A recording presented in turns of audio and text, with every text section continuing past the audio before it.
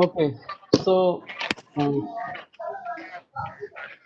once again, good morning, all of you, and welcome you all.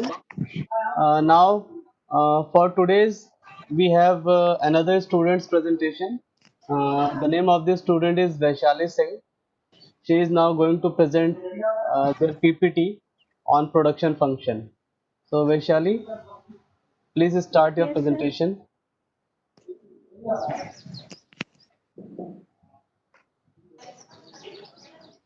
Starting से आप start करिए, first slide पे जाइए. सर एक सेकेंड. Hmm.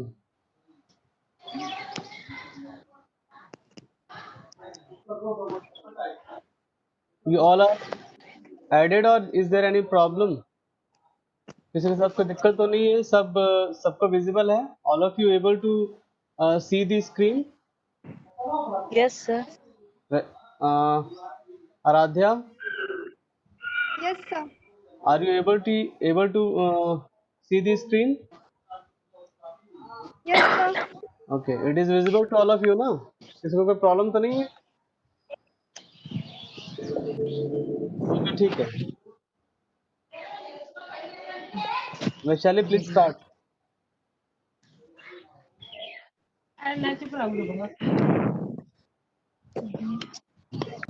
आप लोग म्यूट कर लीजिए अपने आप को. सिर्फ जिनको बोलना है वही अपने आप को अनम्यूट रखें. बाकी लोग अपने आप को म्यूट कर लीजिए. म्यूट ऑप्शन में जाइए, Okay, नीचे म्यूट कर लीजिए. शोर बहुत हो रहा है. Good morning, sir. My name is Vaishali Singh. I am a student of class 11th and I am going to present my PPT on production and cost. So let's start.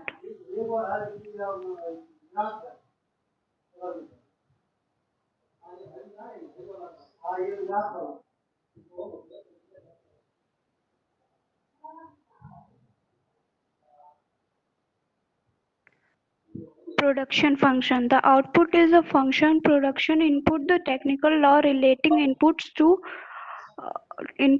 output has been given the name of production function in economic. Thus, production function expresses the relation between the physical inputs and physical output of a frame for a given state of technology. Means कि हम production function जब भी करते हैं तो input को output में हम चेंज करते हैं, मतलब ट्रांसफॉर्मेशन करते हैं.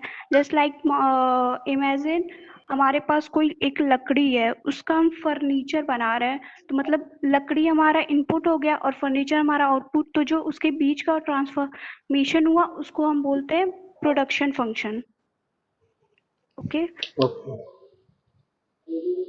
Good, very good. आगे बताइए.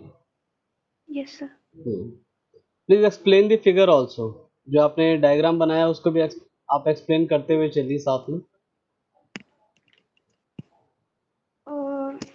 In figure, land, labor, capital, entrepreneurship are inputs like और इसको हम आउटपुट में जब मतलब लैंड से ही हम, अगर हम मेरे पास लैंड रहेगा तभी हम हाउस को वो कर पाएंगे, कैपिटल रहेगा तभी हम फूड को ले पाएंगे, और कैपिटल रहेगा तो हम कंप्यूटर्स, मतलब इनपुट से हम आउटपुट पे जो जाते हैं उसको हम प्रोडक्शन फंक्शन कहते हैं.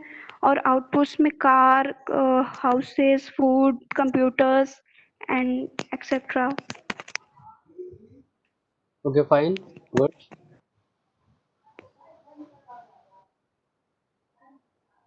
Next. Yes, sir. So, short run production function.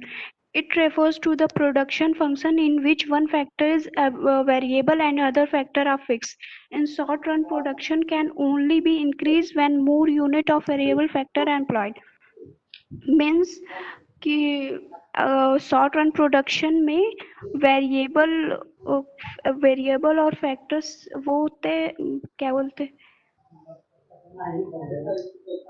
Very good, try करिए. और इसमें एक फैक्टर फिक्स होता है और वेरिएबल वो होता है. वेरिएबल का सिंपल मीनिंग ये होता है कि जो हमें इजीली प्रोवाइड हो सके. जस्ट लाइक एग्जांपल कि अगर मैंने एक स्वीट्स की दुकान की, उसमें अगर हमें वो बोला गया कि आपको 1000 स्वीट्स वो करने बनाने और वो भी कल ही बनाने हैं, तो इसमें हमें प्रॉब्लम हो सकती है क्योंकि हम कल इतने ज़्यादा वो कैसे कर पाएँगे? और अगर हम इसी को लॉन्ग लॉन्ग रन प्रोडक्शन में करेंगे तो उसमें हमको टाइम मिलता है, उसमें फिक्स नहीं होता है, उसपे वेरिएबल प्रोडक्शन। एक सेकेंड सर।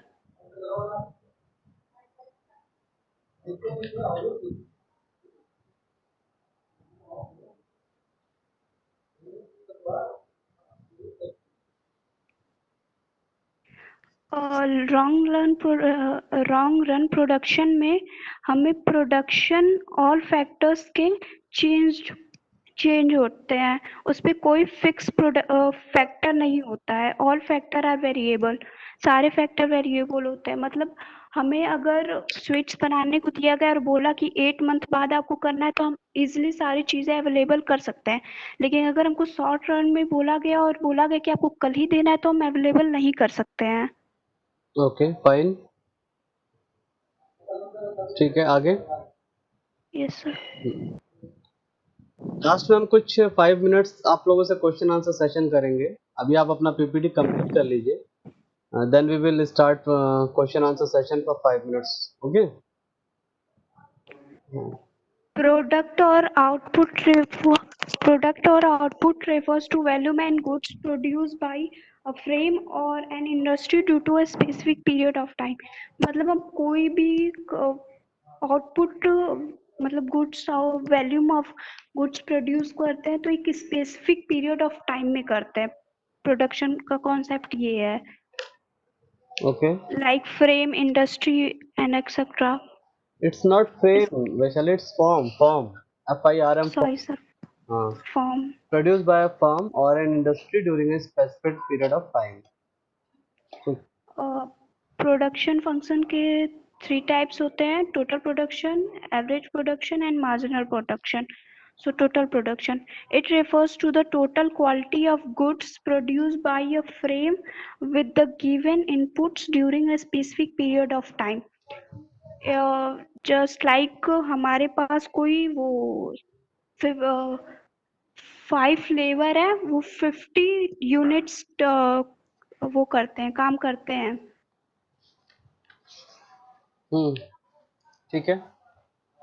अ, और अगर हम उसको एवरेज भी लेंगे तो मतलब 50 है तो 50 काम कर रहे हैं तो एक पर्सन कितना करेगा, तो एक पर्सन 10 यूनिट काम करेगा। और मार्जिनल में हम उसको प्लस आप मार्जिनल, आप स्टेप बाय स्टेप बताइए। पहले आप टीपी कंप्लीट कर लीजिए, उसके बाद फिर आप मार्जिनल पे जब आइएगा तो उसे एक्सप्लेन कीजिएगा, ठीक है। Sir TP it's refers to quantity of good produce. ये टोटल क्वांटिटी प्रोड्यूस करता है गुड्स का। बस सिंपल, लाइक टोटल क्वांटिटी जो भी है उसे टीपी कहते हैं, प्रोडक्ट का जो भी टोटल क्वांटिटी है ना, यस सर। जो भी एक स्पेसिफाइड पीरियड ऑफ टाइम में जो प्रोड्यूस किया गया है वो उसकी जो टोटल स्ट्रेंथ है, टोटल अमाउंट जो भी है उसे टोटल प्रोडक्ट कहते हैं, ठीक है। Yes sir. हाँ चलो, ओके आगे। और average product, it is the amount of output produce per unit of variable inputs. ये आउटपुट प्रोड्यूस करता है per unit of variable inputs. Just like total production में मैंने एग्जांपल दिया कि 5 लेबर प्रोड्यूसर्स 50 यूनिट्स। तो अगर हम इसको एवरेज में लेंगे तो 5 लेबर 50 कर रहे हैं तो एक लेबर कितना कर रहा है, तो मतलब एक लेबर 10 यूनिट्स कर रहा है। ठीक है। और तो इसके हाँ, it is the amount of output produced per unit of variable input. जो भी इनपुट्स लगाए गए हैं, जो भी वेरिएबल इनपुट्स लगाए गए हैं प्रोडक्शन करने के लिए, उसमें पर वेरिएबल इनपुट पे कितना प्रोडक्शन हुआ, उसी को एवरेज कहते हैं, उसी को कहते हैं एवरेज निकालना। यानी कि आपने जितने भी इनपुट लगाए उसमें हर एक इनपुट लगाने पे कितना प्रोडक्शन मिला उसे हम एवरेज कहेंगे, ठीक है। Yes sir. हम्म, चलिए next. Marginal product, it is the resultant change in total product from change in variable inputs। मतलब इस पे adding to TP when more units of variable factor is employed। मतलब हम इसमें टीपी में add करते हैं, जस्ट लाइक 55 लेबर थे तो 50 यूनिट वर्क हुआ, और अगर 6 लेबर होंगे तो उसमें अगर हम 62 यूनिट कर देंगे तो 12 उस पर बढ़ गया 12 यूनिट, इसे हम मार्जिनल प्रोडक्ट कहते हैं। जो बढ़ गया यानी मार्जिनल मतलब सिंपली कितना चेंज हुआ, टोटल में चेंज कितना आया, टोटल चाहे यस बढ़ा है या घटा है, वो कितने से बढ़ा है और कितने से घटा है, वो जो हम निकालते हैं दैट इज कॉल्ड मार्जिनल। ठीक है, क्लियर। यस वेरिएबल इनपुट मैं दोबारा बता दे रहा हूँ, वेरिएबल इनपुट के चेंज होने की वजह से टीपी में कितना चेंज आया है, टीपी बढ़ा है या घटा है दैट डिफरेंट मैटर, लेकिन कितना चेंज आया है, what is the actual percentile of the change, that is known as the marginal product और मार्जिनल, उसी को हम मार्जिनल कहते हैं। ठीक है, yes sir. Okay fine move. ठीक है, आगे चलिए।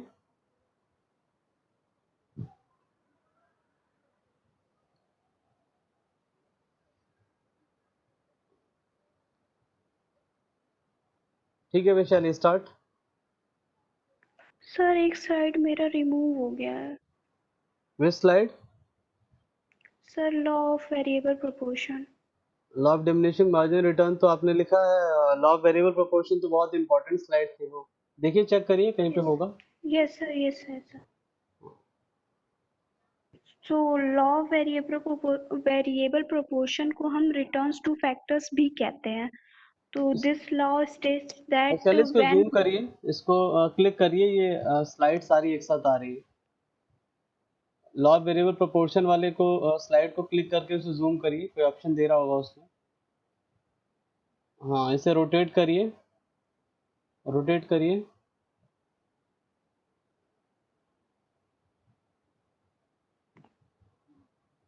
चलिए ठीक है, आप एक्सप्लेन कीजिए, ये कुछ सेटिंग इशू होगा। चलिए। लॉ ऑफ वेरिएबल प्रोपोर्शन को हम रिटर्न्स टू फैक्टर्स भी कहते हैं, और this law states that when more and more variable factors are employed then, इसमें more and more variable are employed, इसमें ज़्यादा से ज़्यादा वेरिएबल एम्प्लॉयड होते हैं, और इसमें इस 3 स्टेजेस होते हैं। फर्स्ट स्टेज में 1 सेकेंड सर।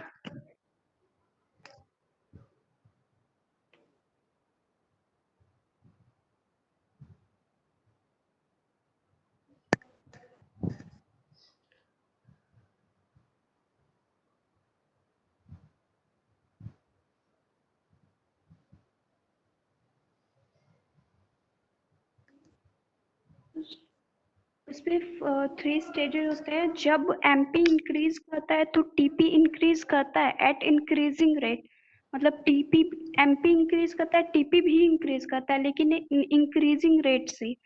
और MP when MP decrease TP increase at diminishing rate, मतलब टीपी डिक्रीज होता है तो एमपी डिक्रीज होता है तो टीपी इंक्रीज होता है डिमिनिशिंग रेट, डिमिनिशिंग रेट से इंक्रीज होता है।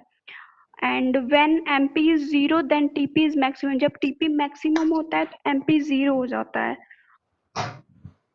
And when MP becomes negative then TP start, और जब टीपी निगेटिव जब एमपी निगेटिव हो जाता है तो टीपी मतलब फॉल होना स्टार्ट हो जाता है, मतलब वो भी नीचे आने लगता है। Okay good, very good. ठीक है, what is point of inflection? Vaishali, what is point of inflection? आपने डायग्राम में शो किया, मैंने कल भी एक्सप्लेन किया था उसे श्रेया की स्लाइड में जब वो प्रेजेंट कर रहे थे। पॉइंट ऑफ इन्फ्लेक्शन के बारे में पता है आपको? No sir. और डायग्राम पे जाइए, पीछे जाइए, दोबारा अपनी पहली स्लाइड पे जाइए। यस। हम्म,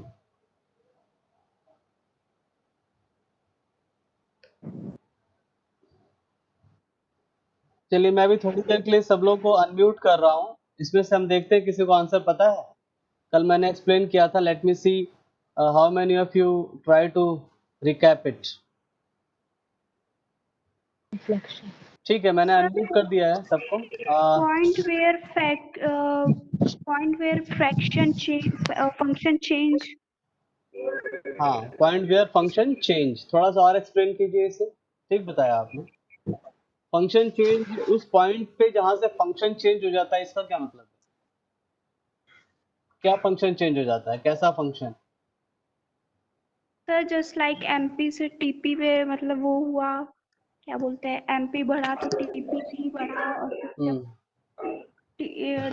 टीपी वो मैक्सिमम हुआ तो एमपी मैक्सिमम हुआ तो टीपी डिमिनिशिंग रेट से वो हाँ हुआ। ठीक है, गुड गुड, वेरी गुड, ठीक है।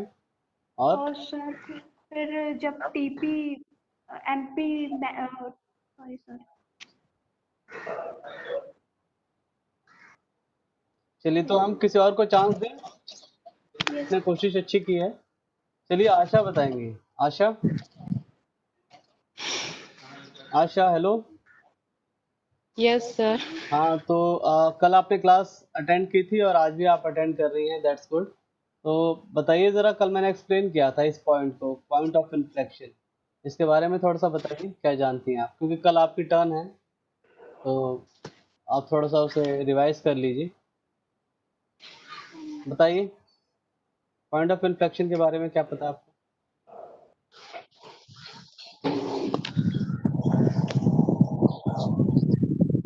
अच्छा, कोशिश करिए ना, आप कुछ तो बताइए, ऐसे कैसे काम चलेगा? गलत ही ऐसे कुछ भी बताइए, मैं हूँ यहाँ पे आप लोगों को ठीक करने के लिए, सही करने के लिए। बताइए, just try to, just try at least. Sir जो ग्राफ फंक्शन में चेंज आता है हाँ, कनेक्टिविटी की वजह से। ग्राफ फंक्शन में चेंज आता है, वो मैं चेंज ही तो जानना चाह रहा हूँ, कैसा चेंज आता है, कौन सा चेंज, क्या चेंज आ गया? सर इस ग्राफ को देख रही हैं आप? इस ग्राफ को देख के आप, ये इस पॉइंट से क्या चेंज आ गया, इस पॉइंट के बाद क्या चेंज आ गया इस ग्राफ में?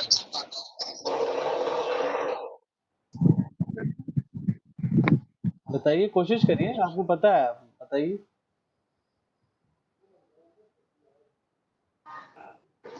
एक मिनट सर, देखिए एक बार। इसका मतलब अभी आपने प्रिपरेशन ठीक से की नहीं है, कल आपका टर्न है, आप फिर ऐसे कैसे प्रेजेंट कर पाएंगे? बताइए। सर आज प्रिपेयर अच्छे से कर रहे हैं। अच्छे से प्रिपेयर करके आएगा, और ये सारे क्वेश्चन जो है वो कॉमन क्वेश्चन है, ये हमेशा पूछे जाते हैं, तो इसका आंसर आप लोगों को ठीक से पता होना चाहिए। हमें क्लियर? चलिए, यस सर। आराध्या, आराध्या, देखते हैं इनको पता है। आराध्या, आप बताइए। सर मैंने कल असाइनमेंट किया था सर, तो कुछ पता नहीं है सर। अभी कुछ नहीं देखा आपने? तो तो आपकी इसके बारे में अभी नहीं पता। आपकी टर्न भी आने वाली है, प्रिपरेशन स्टार्ट कर दीजिए आप। ठीक है, चलिए ठीक है। श्रेया, एक बार आप एक्सप्लेन करिए इसे, कल आपने बताया था इसे। Hello, yes sir. Shreya, are you here? हाँ, चलिए बताइए, आप थोड़ा सा इसे एक्सप्लेन कीजिए। सर क्वेश्चन एक बार रिपीट कर दीजिए। पॉइंट ऑफ इन्फ्लेक्शन पूछ रहे हैं हम, what is point of inflection?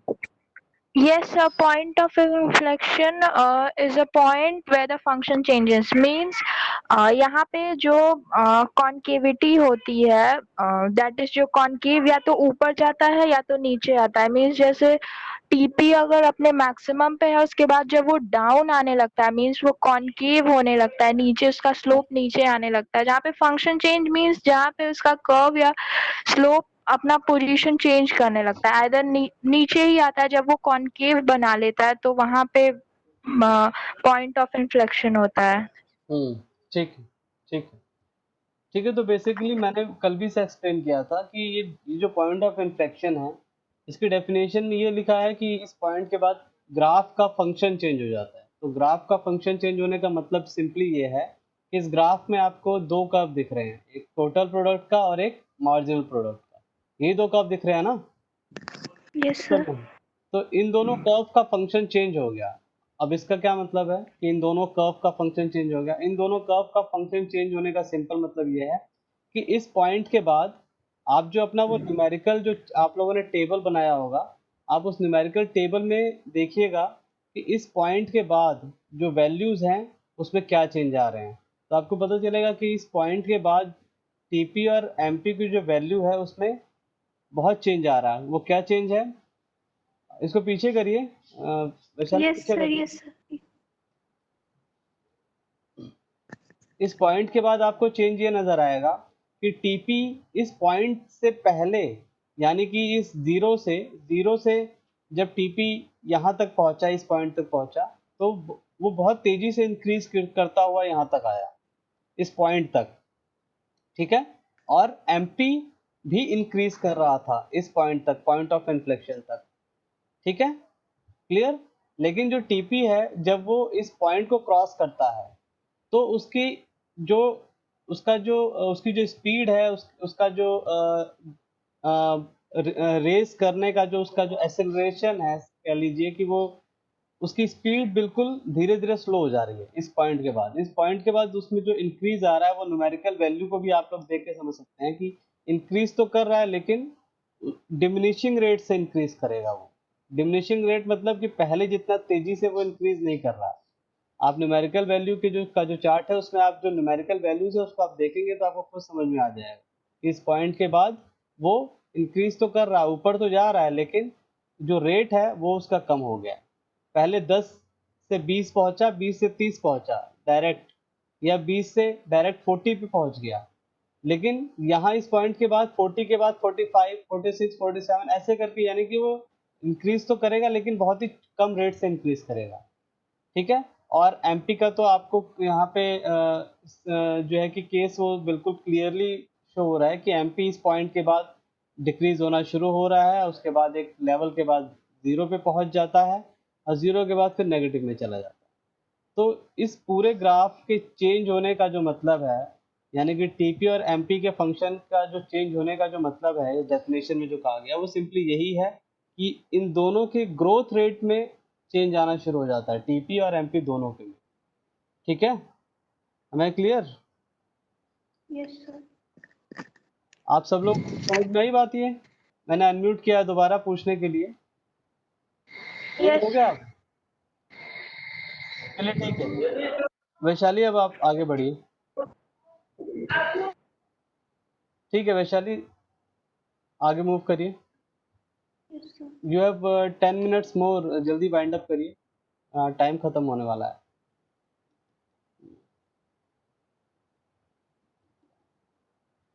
ये स्लाइड तो होगी थी ना, अब आप आगे मूव करिए इसको।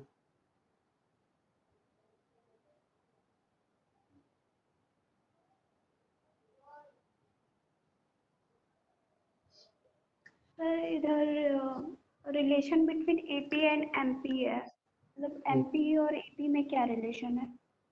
बताइए। तो AP increases till the time MP MP greater than AP, मतलब जब एपी इंक्रीज करेगा तब एमपी एपी से ज्यादा होगा उस टाइम।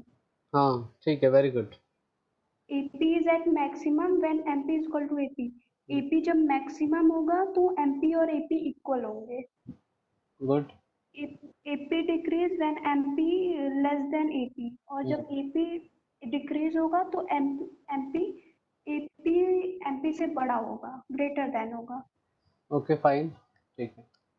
एपी और एमपी का रिलेशनशिप भी इम्पोर्टेंट है। वैसे तो मैंने आपको बताया था कि एग्जाम में ज़्यादातर टीपी और एमपी के रिलेशन के रिगार्डिंग ही क्वेश्चंस पूछे जाते हैं, लेकिन फिर भी आप एवरेज प्रोडक्ट और मार्जिनल प्रोडक्ट के रिलेशनशिप को भी अच्छे से समझ के एग्जाम में जाइएगा। There is no any guarantee that only questions ask from the area of total product and marginal product. There are many more chances to uh, ask the relationship between average product and marginal product, ठीक है। तो इन दोनों का case भी आप लोग अच्छे से पढ़ के जाइएगा, ठीक है। चलिए। Sir, here the law diminishing law of diminishing, marginal returns। क्या होता है ये? सर इसमें एक पॉइंट पे इंक्रीज करते हैं, मतलब कोई भी हम प्रोडक्शन करते हैं तो वो इंक्रीज होता है, मोस्टली प्रोडक्टिव होता है। लेकिन एक पॉइंट पे जाके वो डिक्लाइन होने लगता है, उसको हम कहते हैं डिमिनिशिंग रिटर्न। गुड। और फिर ऐसा एक पॉइंट आता है जब वो निगेटिव, मतलब नीचे फॉल होने लगता है, उसको हम निगेटिव रिटर्न्स कहते हैं। Okay, good. और ये जो ग्राफ में आपने अंदर जो कुछ एक्सप्लेनेशन लिखा है इसको बताइए थोड़ा बहुत। मोस्ट प्रोडक्टिव के नीचे कुछ चीजें लिखी हैं, डिमिनिशिंग रिटर्न के नीचे भी कुछ लिखा है, इसे बताइए। Here, your input leads to productive returns equal to interest more than आपको ये देखने को मिलेगा कि जब ये जिस रेट से बढ़ेगा उस रेट से, मतलब ये बहुत इफेक्टिव है, इन्वेस्ट मोर देन, बहुत ज्यादा इफेक्टिव है ये। ठीक है। फिर उसके बाद डिमिनिशिंग रिटर्न्स, और फिर जब वो डिक्लाइन होने लगेगा तो each added inputs leads to decrease rate of outputs, ये डिक्रीज होने लगा, आउटपुट का रेट डिक्रीज होने लगा। देखिए यहाँ पे मैं बीच में आपको इंटरप्ट कर रहा हूँ, सॉरी। एक चीज मुझे बतानी है, ये डिमिनिशिंग रिटर्न वाला जो आपने ये एक्सप्लेनेशन जो नीचे लिखा हुआ है, इस पे देखिए एक लाइन नीचे लिखी है, it's best to stop somewhere within this phase. ये लाइन लिखी हुई है ना, पढ़ने में आ रहा है? Yes sir. सब लोगों को पढ़ने में आ रहा है? दोबारा मैंने अनम्यूट किया है, सब लोग बताइए। इधर यहाँ पे लिखा हुआ है it's best to stop somewhere within this phase. सब लोग को दिखाई दे रहा है ये? सब लोग को ये लाइन दिखाई दे रही है, it's best to stop somewhere within this phase, diminishing return में। इसको पढ़िए। Yes sir. सबको दिखाई दे रहा है? नहीं, जोर से बोलिए। वैशाली, आशा, श्रेया, बताइए। Yes sir. Yes sir. Aradhya, yes sir. ये लाइन पढ़ने में आती है ना? ठीक है।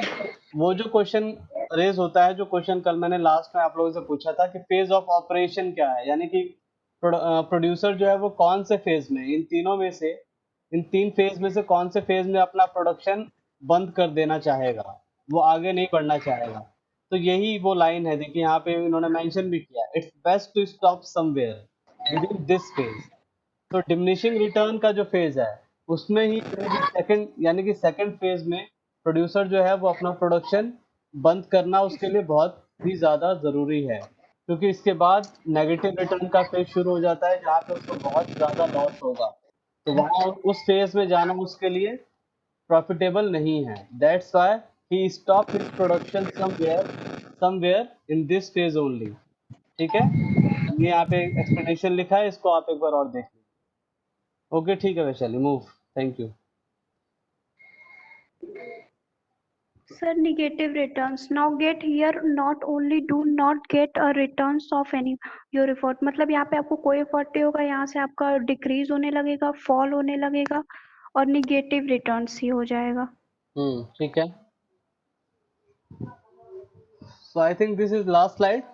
It is yes sir. Finished. Okay, ठीक है, फाइन। चलिए अब मैं सब लोगों को एक बार फिर से अनम्यूट कर रहा हूँ, सब अपने अपने क्वेश्चन जरा रेस करिए।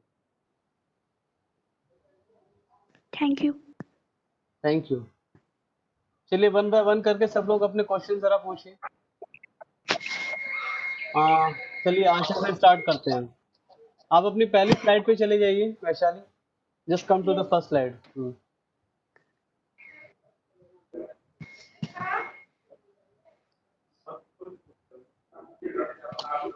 आशा, कोई डाउट है? क्वेश्चन पूछो जल्दी, we have 5 minutes more.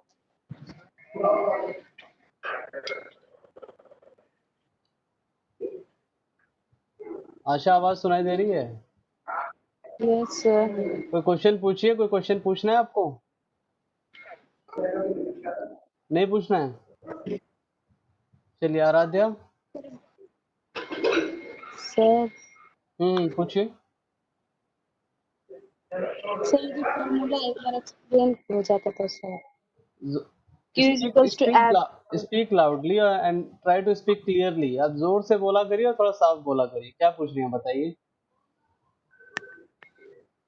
Sir formula जो है Q is equals to F करके जो है, हाँ, ये फॉर्मूला। अच्छा, हाँ सर उसी को एक्सप्लेन कर देते Q is ये दिस इज नॉट फॉर्मूला, ये इक्वेशन है। क्या कहते हैं इसे? इक्वेशन।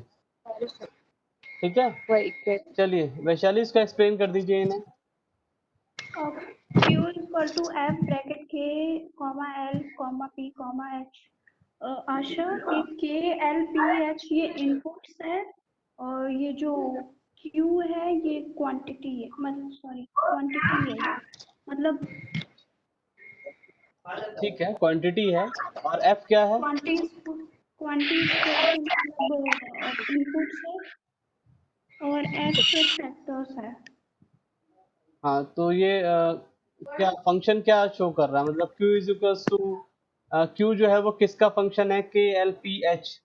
क्या इसको थोड़ा सा और डिफाइन कर दीजिए।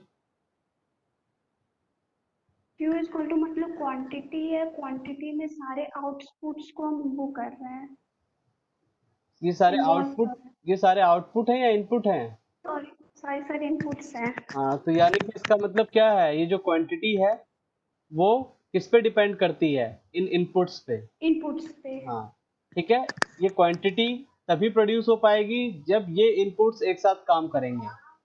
ठीक है, तो फंक्शन का मतलब, प्रोडक्शन फंक्शन का मतलब क्या है कि इन क्वांटिटी जो है वो इन इनपुट्स का फंक्शन है।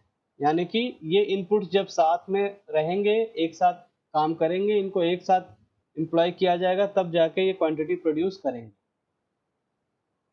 ठीक है, समझ में आ गया? अच्छा, समझ में आया आपको? Yes sir. ऑटो क्लियर हुआ अब, या और कोई डाउट है इसमें? सर। ठीक है, फंक्शन है, यानी कि ये एफ का मतलब कि क्वांटिटी जो है वो इन सभी इनपुट्स का फंक्शन है।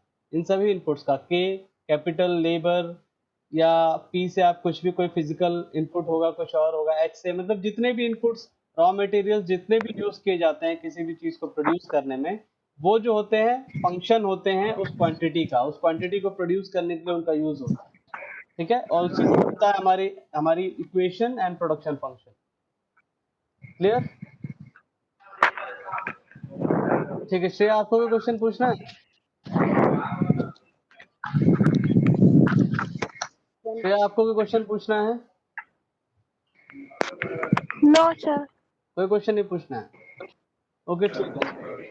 So I think this is very much clear to everybody that what are the basic uh, concept of the production function, and today's PPT presentation is also very good, and it is having a very nice presentation. So I think we have to stop it here now. अब इसके बाद हमें session 2 minute के अंदर बंद हो जाएगा। तो नेक्स्ट क्लास के लिए जिनकी टर्न है, I am requesting you again to prepare it well. ठीक है, अच्छे से तैयारी करके आइएगा। किसकी आशा की है टर्न नेक्स्ट? ठीक है, आशा आपकी टर्न है कल। Yes sir. ठीक है, all the best for tomorrow. ठीक है, थैंक यू सर। तो अभी मीटिंग एंड कर रहे हैं हम। Thank you so much. Thank you sir. Thank you.